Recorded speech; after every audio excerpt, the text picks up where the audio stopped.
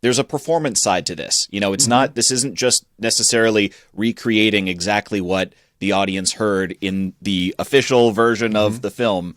This is live in front of people. So how does the performance aspect of this change, the way notes are played or the way that the expression is? That's an issue with everything. I mean, certain conductors like to be very idiosyncratic and do it the way they want to do it. I come from a background where I'm trying to get it to be like it was in the film. It certainly, I want it synchronized as it was in the film, because without it being synchronized, you don't get the same level of what the art is, And I'm not saying every film score is worthy of this sort of thing, that it's art, but this is the way their whole culture is. Most of their concert music that's been written is not played all the time either. So my goal would be to get the institutions to look at it as more of an art form, more canonical, rather than just a sort of pops one-off.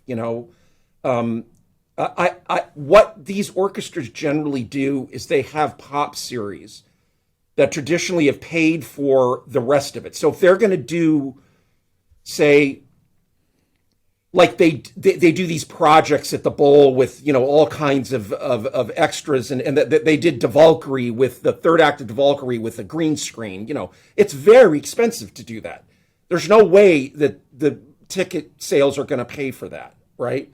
So what they do is they try, but that's their mandate. They're a nonprofit organization. This is what they're there to do, is to do this kind of stuff. So the goal would be to get film music more into that area where you could experiment a little bit. Sure, you can have a lot of stuff. You don't have to have just one, but a little experimenting here and there, I think, and building an audience for that, particularly in places like LA or New York or San Francisco that have rabid fan base for this stuff, is good. And it also, they tend to track what matriculates into their sort of regular programming thing.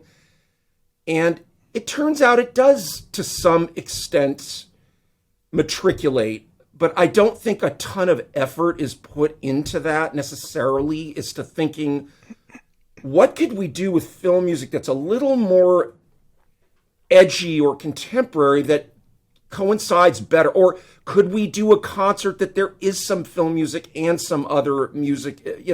I mean, there's all kinds of things that you could think of. But the idea, the precursor of that is getting it to be looked at as an art form. It's very difficult to make a case to this kind of institution that film music is truly an art form. It just doesn't resonate at this point. It's too early on, or they're not experienced enough in it. There are these niche fan bases which you guys service that love this stuff. Sometimes they're a little conservative too, but I think there's a core of people that would be, if it's presented right, it would be interesting. We tried to do that a little bit at the American Youth Symphony when my wife and I were on the board. We tried to do seminars and things. We picked a composer and did a year. I mean, there are lots of things that you could do. It just isn't so easy to sell tickets. And the reason for Pops is to sell tickets without taking a lot of effort to, and time-consuming marketing to sell it. You just announce Harry Potter and you don't have to do anything but sell the tickets, So that's my take on it.